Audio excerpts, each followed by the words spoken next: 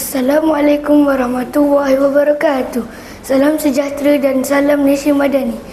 Yang berusaha Tuan Pengerusi Majlis Barisan Hakim yang arif lagi bijaksana, guru-guru, rakan-rakan serta hadirin yang saya hormati sekalian. Bulat air kerana pembentung, bulat manusia kerana muafakat. Peribahasa ini mengajar kita bahawa kekuatan sesebuah bangsa lahir daripada perpaduan. Oleh itu, pada hari ini saya berdiri penuh yakin untuk menyampaikan pidato bertajuk Bagai Serai Kita Serumpun, Bagai Sirih Tersusun. Hadirin yang saya hormati, pernahkah kita melihat pokok serai? Walaupun batangnya banyak, akarnya berpaut kukuh antara satu sama lain. Begitu juga dengan sirih yang disusun rapi, cantik dipandang dan melambangkan kesopanan serta adab yang tinggi. Begitulah juga rakyat Malaysia. Walaupun kita berbeza bangsa, agama dan budaya, kita hidup di bawah satu bumbung yang sama, iaitu Malaysia. Perbezaan bukan alasan untuk berpecah, sebaliknya menjadi kekuatan yang menyatukan kita. Hadirin sekalian, paradigma ketiga saya, akidah teguh, harmoni kukuh. Prinsip pertama rukun negara ialah kepercayaan kepada Tuhan. Setiap agama mengajak umat supaya berbuat baik, menghormati orang lain, saling membantu dan hidup dalam kasih sayang. Apabila kita mengamal nilai-nilai murni ini, pergaduhan dapat dielakkan, persahabatan dapat dipupuk dan perpaduan akan terus subur. Murid yang menghormati guru, menghargai ibu bapa dan menyayangi rakan-rakan sebenarnya sedang menghajati semangat rukun negara. Hadirin yang saya dikasihi, paradigma kedua saya, raja ditaati, negara harmoni.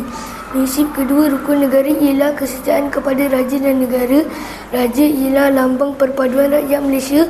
Sebagai rakyat bertanggungjawab, kita perlu menghormati institusi diraja Malaysia, undang-undang dan sentiasa mencintai tanah air. Sebagai murid pula, kita boleh menunjukkan semangat patriotik dengan menghormati jalur gemilang, menyanyikan lagu negaraku dengan penuh semangat serta menjaga nama baik sekolah dan negara. Ingatlah, negara yang aman lahir daripada rakyat bersatu dan saling menghormati.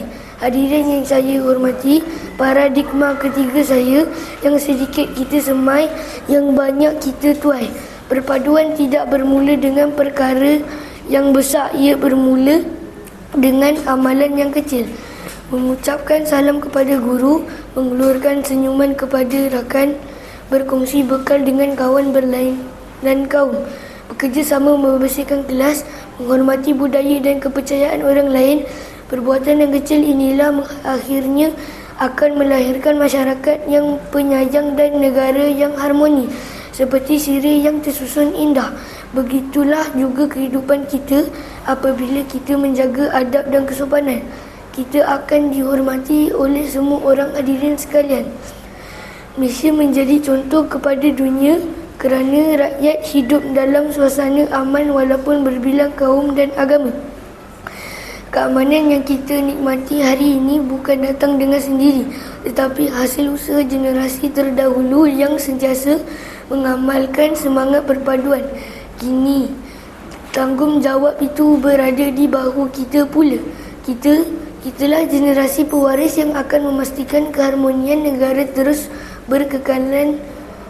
Hadirin yang saya kasihi, sebagai penutup bicara, marilah kita menjadikan rukun negara bukan sekadar lafaz setiap kali perhimpunan, tetapi diamalkan dalam kehidupan seharian.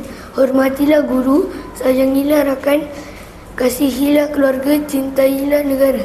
Kerana sesungguhnya, bagai serai kita serumpun, bagai sirih tersusun. Bersatu kita teguh, bercerai kita rubuh. Sekian, terima kasih. Wabillahi taufiq wa hidayah. Wassalamualaikum warahmatullahi wabarakatuh.